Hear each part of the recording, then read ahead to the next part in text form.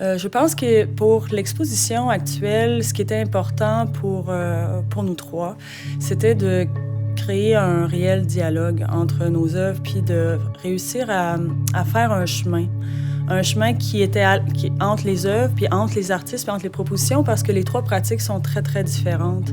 Donc, à la fois, ils ont des éléments qui s'accrochent à la pratique de quelqu'un d'autre dans l'exposition, mais à la fois aussi sont très singulières.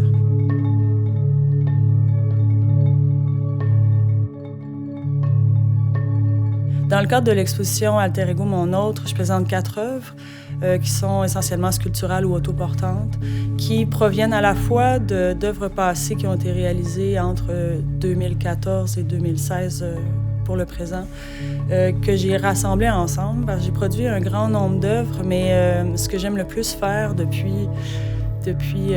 3-4 ans, c'est de retravailler ou de rejouer des œuvres que j'ai déjà produites, puis de les interpréter autrement, de les placer avec d'autres œuvres pour voir comment elles dialoguent.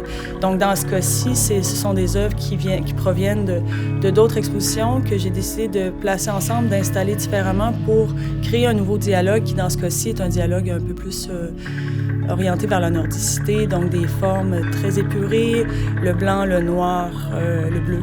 Tout simplement, des formes accrochées au mur qui donnent l'impression d'une sorte de fragilité aussi, puis un peu la montagne, l'alpinisme, et puis à la fois des œuvres en équilibre, puis le froid total du blanc de l'hiver, un peu avec les boîtes lumineuses. Donc c'est un peu dans cet ensemble-là que j'ai... Quand je les ai mis en fait dans l'atelier, je trouvais qu'ils fonctionnaient vraiment bien ensemble. J'arrivais pas à m'en séparer, j'avais d'autres idées, mais ils fonctionnaient vraiment bien ensemble. Puis ils rassemblaient vraiment beaucoup d'idées que j'avais envie de travailler avec actuellement.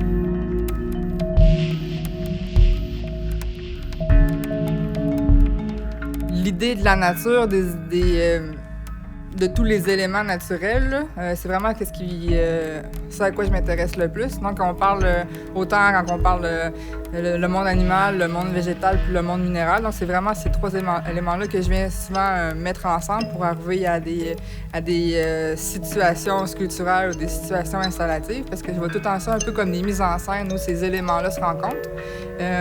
C'est une fascination qui est là depuis absolument toujours. Je pense que ça remonte à... Mes parents, on faisait comme tout le temps du camping, puis j'étais dans les scouts pendant 8 ans, puis j'ai comme tout le temps fait des balades en forêt, puis ça m'a toujours beaucoup intéressé, ce milieu-là, que je trouve qui est un peu étranger à nous, dans le fond, qui est un peu toujours fermé par rapport à l'humain, si on veut. On réussit jamais vraiment à rentrer en contact, on est comme tant des observateurs de la nature. Donc ça, je trouve ça intéressant de juste virer la situation, puis de faire... dans le fond, cette nature-là qui est extérieure à nous, dans le fond, qui pourrait vivre sans l'humain. Mais pour l'exposition ici, c'est la première ou la deuxième fois que j'ai intégré des figures plus humaines, là, mais sont toujours un peu animales. T'sais, les corps sont pas couleur peau, c'est bleu, vert, ils se fondent beaucoup avec la nature. Mais c'est ça, donc dans l'exposition, il y a les sculptures où il y a des minéraux qui poussent dans le crâne du chien. C'est comme une solution saline qui s'évapore, puis les minéraux sont en croissance tout le temps. Il y a la sculpture avec les plantes, où là aussi c'est en croissance. Donc cette idée-là de croissance un peu autonome m'intéresse aussi beaucoup, d'évolution qui perdure durant l'exposition.